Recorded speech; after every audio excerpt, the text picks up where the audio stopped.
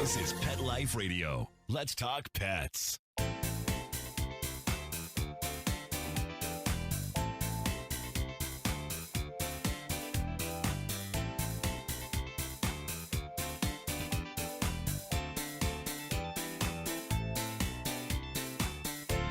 Welcome to Covered in Pet Hair, a boozy web show for pet lovers on Pet Life Radio. I'm your host, Isabel Alvarez-Arata, and today I am sharing a drink with an entrepreneur, an industry peer, and a business coach with great aspirations and all the things that come with a new year right around the corner. I will introduce you properly as soon as we come back from these messages from our sponsors. Welcome back to Covered in Pet Hair, a boozy web show for pet lovers on Pet Life Radio. I'm your host, Isabel Alvarez-Arata, and today I have the pleasure of having a drink and chatting with an army brat, a pet parent, a dog walker, pet sitter, pet industry entrepreneur, creator, cat person, dog mom to Bambi, cat mom to Himalayans, Shia LaFluff, and Anderson Pooper, a hiker, a CBD oil lover, a retractable leash hater, someone that only drinks cocktails if somebody else is making them for her. Our friend, Lauren Heath. Welcome, Lauren. Oh, that was quite the introduction. Thank you. I'm so excited that you have this show. This is awesome. Well, thank you for being a part of it. What are you drinking tonight? I am drinking some white wine. I don't remember what kind it was because I love wine, but I know absolutely nothing about it. So as long as it tastes good, right? That's all that matters. Yeah, it was cheap and it was in front of me. So that was the choice. So those cheers. Are two very important things, cheap and there. That is perfect. Well, I'm actually having champagne today. Well, it's actually a California sparkling wine. It is, I have a bottle right here because it's very cute. I'm going to show you. Penelope, if you can barely see it. Cute. It is one of the wines that I got from my subscription to Naked Wines, which is kind of an interesting wine subscription. Kind of helps sponsor winemakers by subscribing to their membership, which is the Angel membership. And so I get like credits every quarter to like buy a case, and they surprise me with all these yummy wines that I don't have to know anything about wines to enjoy. I don't have to choose them myself. They're like in these great cases of different wines and different stories. And so today I popped the sparkling wine in celebration of the end of 2020. So cheers. Thank you. I feel like that's like the best kind of subscription. It just like alcohol just shows up at your door. Here you go. No decisions, just open. Exactly. So long as they don't show up to deliver the box when my kids are napping, I'm good. Because then the dogs start barking, the kids wake up, and I'm like, don't take my wine. But that's a whole other show. So anybody who's participating in our drinking game today, when you hear this word, my guest won't know it, but you can take a drink. And please make sure you're over 21 to participate, that you're not drinking and driving, and you're always drinking responsibly. So cheers to everybody watching and playing our drinking game. So Lauren, let's get right into it. I want to play a game with you about how 2020 has really gone for you. Oh, this will be a fun game. I'm ready. So I'm not sure because like you and I haven't really spoken. We haven't gotten into depth of how I know how your year's been going because Lauren and I are friends on social media. And now I consider her a friend just because we've been friends on social media for so long and we're in the same industry. But I know she's had a rough year. I know I've had a rough year. I know so many people have had a rough year. So our game today, because that's how I introduce this show every time, is Hindsight is 2020. That's the name of the game. And are you ready to play? Oh, I'm ready. All right. So first question, and this is a fill in the blank game. So I'm just going to say blank and you're going to fill in the blank, but the whole point is to be quick. If I had to describe 2020 in one word, it'd be surprise. Nice. The biggest lesson I learned in 2020 is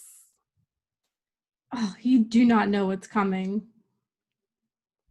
Girl, you said a mouthful there. I started 2020 thinking I would have a pet care business in 2021. Cheers to that, because ditto. All right. I'm wrapping up 2020 thinking I'm so excited for 2021 and what it's coming. Awesome. That's so exciting. If 2021 is anything like 2020... I might pass. I thought pass the completely, year. just skip the year completely. Okay. I didn't know that was an option because I might have like passed on 2020, and I know I'm not the only one. All right. In 20 years, I'll look back on 2020 and Know that this was a year of growth. the best thing about 2020 is or was That it's ending. love it. And the last one is blank 2020. Bye. Bye 2020. I love it. Awesome. Great job. That was fun. Okay, so why don't you tell us, or me and us, who were you when 2020 started? What were you up to? Who were you when January 1st, 2020 rolled around? Basically, I think at the beginning of the year, I identified as a dog walker, pet sitter, a pet business owner, someone who saw a future in this industry. Now, I definitely identify as a business owner still, but if I'm just being completely honest, I don't see a future for me personally in the decision that I made for my business in the pet industry. So it's just, my identity has completely shifted. When did you realize that this shift was coming? The light bulb moment was when I was talking to my accountant in September. And she basically, I was just like, how long can I do this? Well, how long do you want to do this? It's like, I don't know. So, I think just sitting and thinking about, the amount of effort that I would have had to put in to really just get to a point where we would have been okay, not thriving, just okay. It just, for me, where I'm at and this, with my team and everything, it didn't make sense for me. So what feedback were you getting from your employees when COVID started? Because really you and I are on the same boat. We both started 2020 with pet sitting businesses, thriving pet sitting businesses in Northern Virginia. And then March rolls around, COVID hits. What were your employees telling you? Oh, gosh, I mean, it was kind of different. I mean, we have a variety of different types of people on my team. So, I mean, there were some people who were just like, yeah, I'm scared. I want to stay home. Like, please don't make me go out, which of course, like, at the end of the day, safety was like the most important thing for my team. Like, and so of course, anyone who didn't feel comfortable prior to the at home, thing being put into place, like they were at home.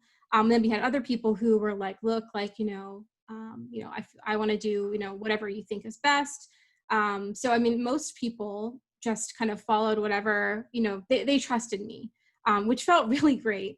And so, they understood, when I had to lay them off, and then I brought people back. So everyone was just really understanding.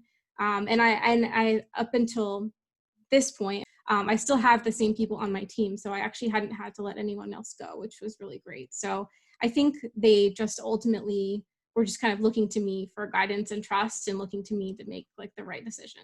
How did COVID-19 affect your client base? Oh gosh. I mean, it just honestly killed it. We were, 80% dog walking. We had, I think similar to you guys, we worked really hard to try to just be predominantly dog walking, because we knew that's really what was best for the team. I wanted them to have really good work-life balance. But then, when all this happened, there were some people who just, didn't see the need for us and didn't really understand, why would I have someone come if, you're, if I'm home, Right. when it was safer to do so, like, why would we have you come? And then we have people who, have compromised immune systems where it just wasn't safe for them, of course, and we would never want to compromise their health or anything like that. So it just honestly made, a lot of us just feel like, we kind of weren't necessary in a way, which was really sad. Right. But it also, oh gosh, I feel like there's so many positives, even though the things I was saying about 2020 were like, more negative. Like, honestly, 2020 has been a really great year in a weird way, because it allowed us to really see the clients who were there, like the most loyal ones, like those relationships are even stronger. So people either kind of rose up or fell down, if that makes sense. Yeah, absolutely. I totally saw that as well. We had clients who were, paying for dog walking services when they were home, not wanting us to come in for many reasons. They had immune compromised family members, or they just didn't really want the interruption while they were working from home, or the kids were studying from home and all that stuff that happened so quickly for many people.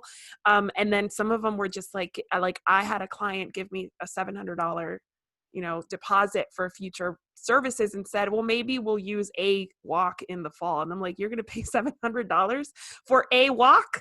And because, they were so loyal to us since, they got their puppy 10 years ago and they didn't want to see us fail. Unfortunately, that wasn't enough to support us.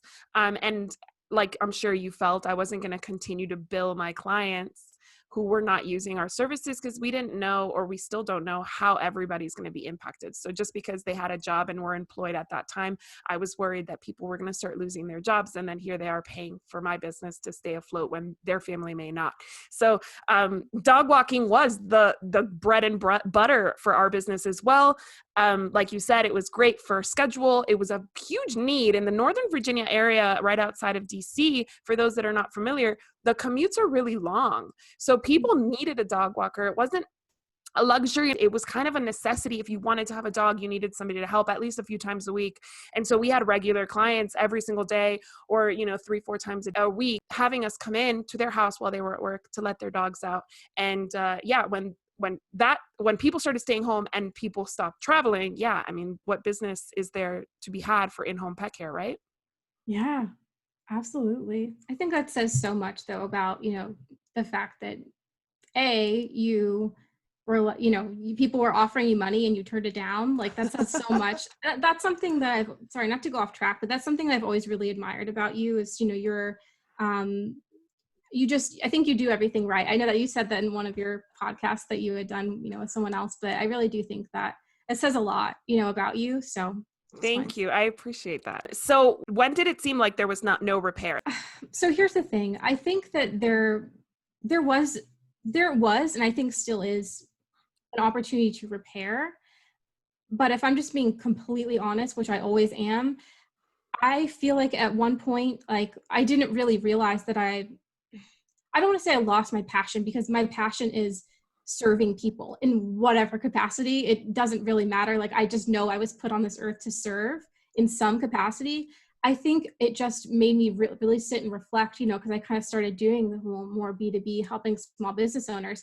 And I just, felt this like passion. I started waking up early, and I'm not a morning person. So like I think it was when I kind of started comparing the way that I was feeling doing this thing that I've been wanting to do for a while and this thing that I've already been doing for a while. It was more that than anything, I think, for me, on top of the fact that we're already struggling. It's tough times, Yeah. It was just kind of you run a business to be profitable. I think everybody who runs a pet care business is struggling right now because depending on the business, whether it's grooming, veterinary, retail, dog training, all these things, you're in this because you love it. It's a passion of yours, but you're not going to fund it personally if it's failing. You can't. And that's not something that anybody can do, as much of a passion as it might be. If you're locked down like groomers were for 2 months, yes, they were able to recover because people then, started making up for the grooming that they didn't get. So groomers have done okay, or maybe even better in many cases, because people are home and have the time to drop their dogs off and pick them up. Veterinary clinics are struggling because they need more staff. They can not take that many people in at the same time. They have to do more shuffling. Pet sitting businesses were kind of struggling uniformly across the country, across the world, because people aren't traveling, people aren't going into the office. And then you have, dog trainers who are shifting. They're now doing video conferences and no longer face-to-face training. And a lot of that can be done, even if it is face-to-face, outdoors with masks, which lends itself. But, it's still more work, and it's still, people are cautious. So you don't have the same amount of clients. So it's not just pet sitting business, Lauren and Isabel struggling. It's the whole industry struggling. And you need to have, first of all, the passion and know that that's what you're supposed to be doing. But even with that, you need to have some promise of better days ahead. And it seems like a lot of us are going to see better days ahead. when the vaccine comes out, which may be late 2021. So that's not really something sustainable for most businesses. What is your closing plan, and where does your business stand right now? Yeah, so we made the decision to close. So our last day officially in business is December 31st, just trying to make it easy, cutting off at the end of the year. And then we are referring and have referred our clients to other businesses in the area.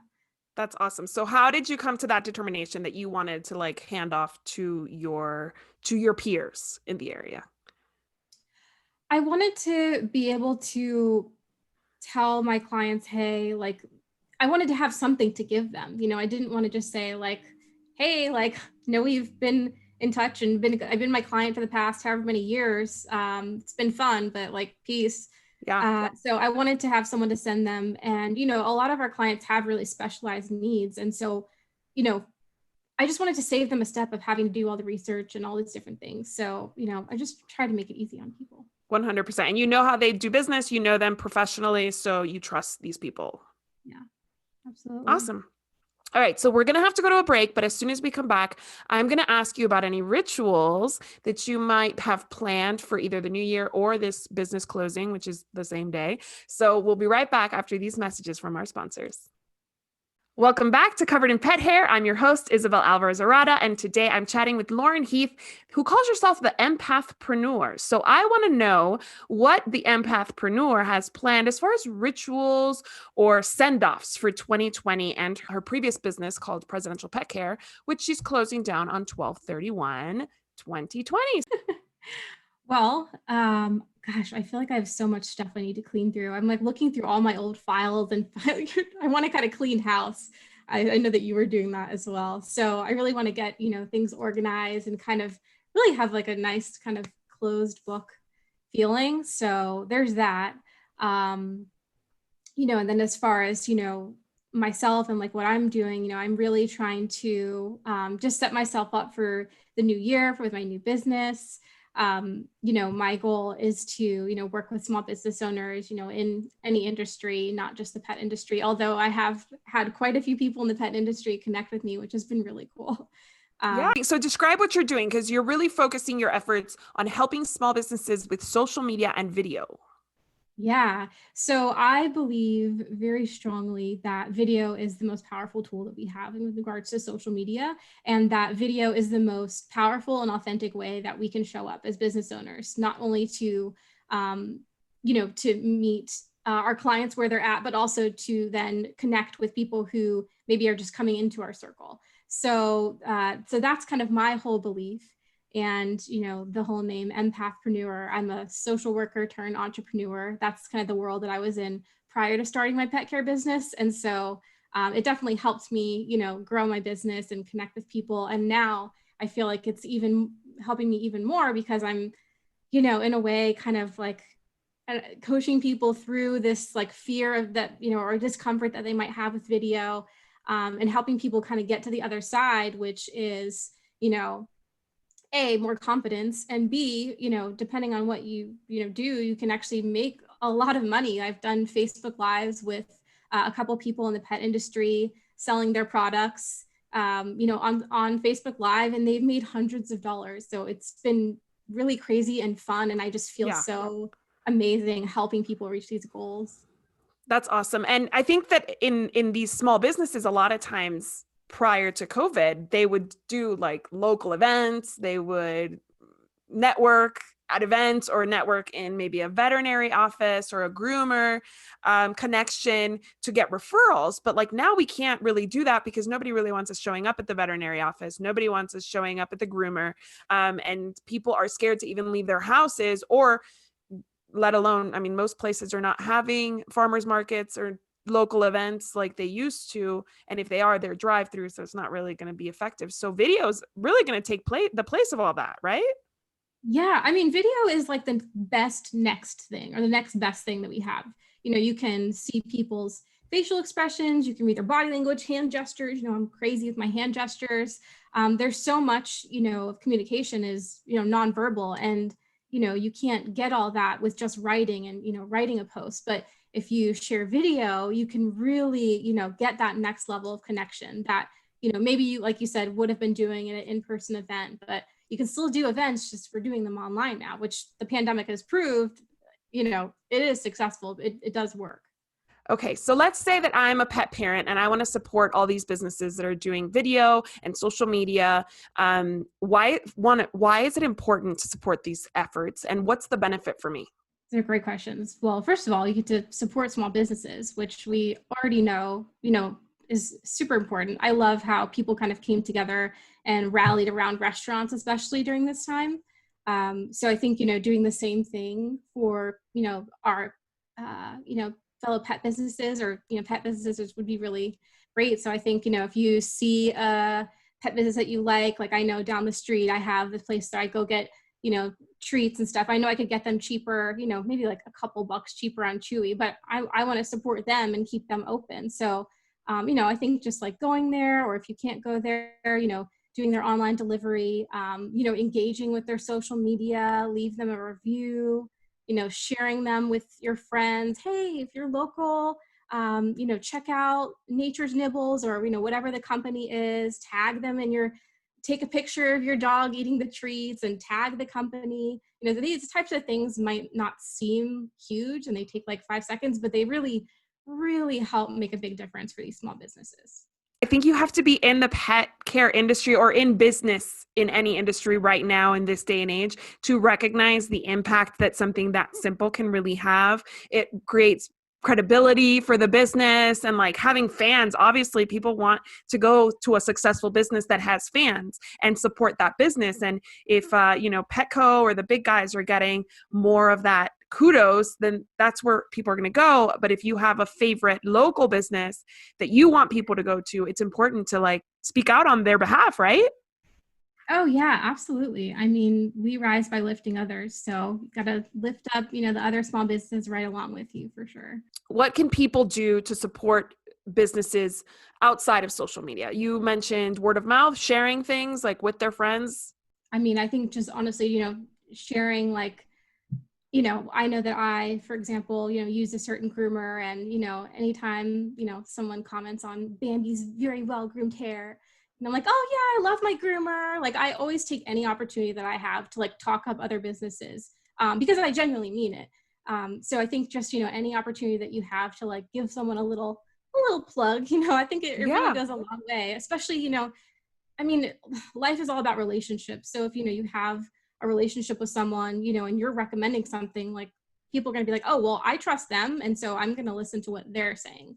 Word of mouth referrals are like the bread and butter of so many people out there. Realtors will always ask for referrals, and business owners of any kind will ask for referrals, and reviews are really important right now. So if you had a good experience with somebody, put a review on Google or Yelp or Facebook. It's so important and I don't feel like people do it that much. Like I mean, having run a business for 12 years, it was hard to get people inspired to share, even though they were emailing me the kudos and saying all the good things. It was hard. So how do pet business owners or business owners in general, how do they inspire the effort, that 5-second photo or that thanks, my groomer is awesome, check them out at XYZ? I mean, I know that with my business, we had, set this up right before we decided to close, but we created kind of like a little incentive program. And I know that you kind of had one with your business, but I think if you, do a little something for your customers that makes them feel special, they're going to in turn want to make you feel special. So it doesn't necessarily have to cost you money, but it could even just, be a little shout out or, posting a photo of their pet. I think little things like that really, go a long way with people. So what do you say to the people who are on social media, whether it's a business person or an influencer, even one of these like, pets that have their own Instagram or Facebook pages? What do you say to them when they're not seeing a lot of activity on their pages? What do you say to encourage them? Interact with other people. Yeah. I mean, it's so funny. Social media is a two-way street. People post and they're like, well, I didn't get any likes or I didn't get any engagement. I'm like, well, are you engaging with other people? If you just kind of walked into a room and started just talking at people, and we're like, hi, I'm Lauren, I do this and this and this, and I'm this and this and this and this and this and this and this, people are going to be like, what is her deal? But if you actually try to engage in a conversation with people and build relationships, just like you would in person, social media is the same thing. So, and I'm totally guilty. My dog has an Instagram and one of my cats has an Instagram. You have to share the handles with me so I can put them in the video and people can follow your dog and both your cats. And I love their names, by the way. Can you tell us again what their names are for anybody who missed the intro? Yeah, so my dog's name is Bambi and he has an Instagram. And then my first cat is Shia LaFluff. And my other cat is Anderson Pooper with a P. Did you get both Shia LaFluff and Anderson Pooper at the same time? Yeah, they're brothers. They're a bonded pair of senior cats. Oh, I love it. I love it. I love how creative you got with their names. I think that's awesome. I love how positive you are and how despite what you've gone through, because I will say, and this is not about me, this is about you, but I think that closing down the WAG Pack was a little traumatic for me. There was some trauma there. There was some grief there that I think a lot of people are experiencing with their businesses ending, closing down shop or whatever they have to do, or just completely changing, maybe keeping the brand, but completely changing things. It's still grief because you worked so hard to build something up and then it's basically gone overnight. So I have to commend you for the positivity. Obviously, you are the empathpreneur. You really do have like a really heart-centered focus on this, and your servant leadership, like you and I have talked about, it shines. It really does. You really are somebody who wants to help others and make the world a better place. So cheers to you on that. Tell me what your New Year's resolution is so we can all be inspired by you and what comes next for you. Oh my gosh. My New Year's resolution is that I would like to, at this time next year, have grown my business to the point where it can, support myself, and that I have supported, multiple business owners go from never having been on video at all to now just like letting their light like shine. Like that's like my goal. I can see it. I know it's coming. And so I'm just, looking for my people to serve. So that's my goal. Do you have any goals for your own video presence on social media? Because I think that it's easier to help other people sometimes than it is to help ourselves. You're calling me out. Oh my gosh. Well, okay. So I guess it's good that you asked me this so that I can say it here. So then I have accountability, right? So, I mean, my goal has been for a while that I have yet to, but will accomplish, is to go live once a week, either on Facebook or Instagram, doing either like a Q&A or serving people in some fashion with my business. So that, I guess, is, the goal. So, some of that requires more planning, some of it's more off the cuff, but if I went, live, the same day, same time, every week, I think that would be really great. That's awesome. Well, I agree. That is the goal of this show, was actually to entertain and educate.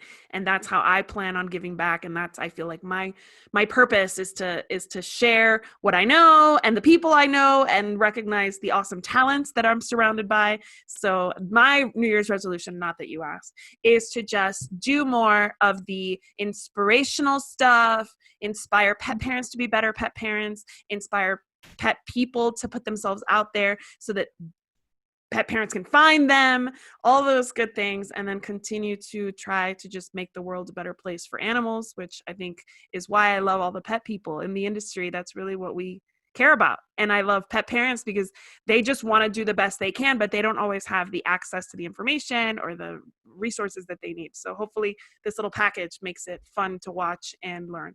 So I want to propose a toast to you for being on the show, for being my friend, and for all that you do for both the pet care industry and for all the business owners you're going to help in the future. I have no doubt you're going to be super successful.